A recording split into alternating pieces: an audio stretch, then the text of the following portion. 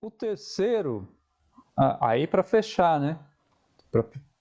E para ficar coerente, né? Se eu fosse escolher as 3 principais dicas, a terceira seria a comunicação, que é o que nós estamos fazendo aqui agora com Sim. vocês, certo?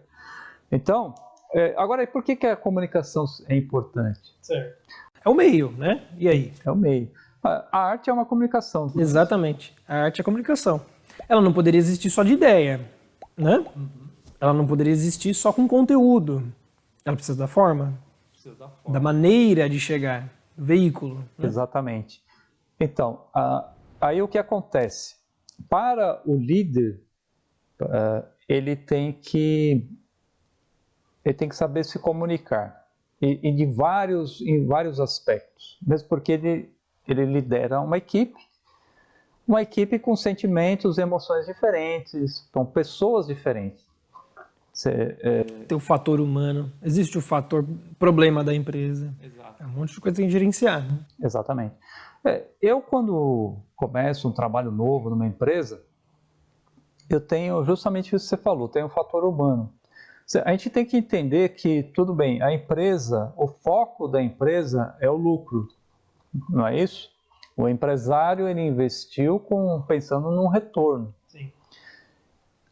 Ele só vai ter esse retorno se tiver uma equipe com comprometimento. Você precisa ter uma equipe melhor possível em cada atividade. Eu diria que a atividade mais difícil do líder é fazer essas escolhas de quais são as pessoas que estariam na melhor posição.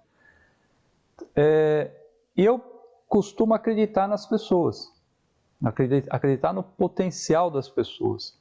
Então, quando eu começo um novo trabalho, eu procuro manter as pessoas que estão lá, avaliando o potencial que elas têm, mesmo porque quando entra uma nova liderança, renova a expectativa. E muitas vezes, entrar uma nova liderança e mudar a equipe não é uma melhor solução para a empresa.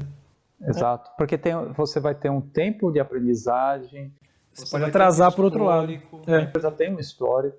Você atrasa e pode errar com as novas escolhas. Exatamente. Exatamente. Então tem que ser uma construção gradual. E essa construção, ela depende muito da comunicação. Com certeza. Você está falando isso daí, desculpa interromper, mas eu tive experiência de líderes, de chefes, né? Não estou falando de nada, nossa, estou falando de empresas pequenas que eu tive contato, em que eu conheci esse tipo de chefe que ele mantinha, e às vezes os outros não conseguem entender aquilo, né? Fala, porra, por que o cara está mantendo aquele que só dá dor de cabeça? Mas você percebe que, depois ele vem me falar para mim, olha, esse cara aqui, eu tô trazendo ele para cá, porque se eu jogar ele se eu simplesmente mandar ele embora, eu sei que ele vai para as drogas. Só que o cara, ele tem um talento, ele tem um dom, e ele vai explorar aquilo lá. Ué, não tem nada melhor que você explorar o dom de uma pessoa, dando a oportunidade dela poder trabalhar para você, e ela ganhar também, e aí você poder fazer esse acordo? Então, é bem importante isso, porque assim, quando é feita uma contratação, você vai avaliar o perfil técnico da pessoa, evidente, mas você não contrata só o técnico, você contratou a pessoa inteira. Então você tem que saber trabalhar isso, entendeu? E realmente, se você for procurar pessoas perfeitas, você não vai encontrar ninguém. É isso aí, você vai ficar de galho em galho. Então, aí tem, logicamente, nós não estamos entrando, né, não é essa discussão agora, mas existem vários perfis, modelos, tal, que são adequados, né, nesse tipo de discussão, se a pessoa ela performa, se não performa, entendeu? A gente poderia, mas aí foge até o nosso tema aqui. Sim. Mas assim, agora o que é importante na questão da comunicação? Porque o líder que ele sabe comunicar, se a gente analisar bem como que é a retórica aristotélica, na própria retórica ele explica que você precisa de uma organização para a sua comunicação. Então a sua comunicação ela é organizada, ela não ocorre de qualquer forma. E para você ter essa comunicação organizada, você organiza ela na sua mente primeiro. Certo. Tanto que eu não consigo, por exemplo, ficar um minuto sem pensar em alguma, sem ter pensamentos, né? Na verdade, a gente não pensa o tempo todo, nós temos pensamentos.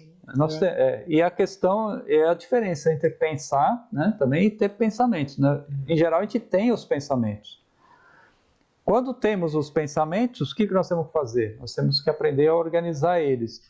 Então, no nosso pensamento, nós já fazemos um processo dialético, nós fazemos um processo poético, nós fazemos o processo analítico, tudo mentalmente. Então, quando nós vamos comunicar aquilo para o nosso liderado, nós já fizemos isso de uma forma intuitiva, que a gente não percebeu. Certo.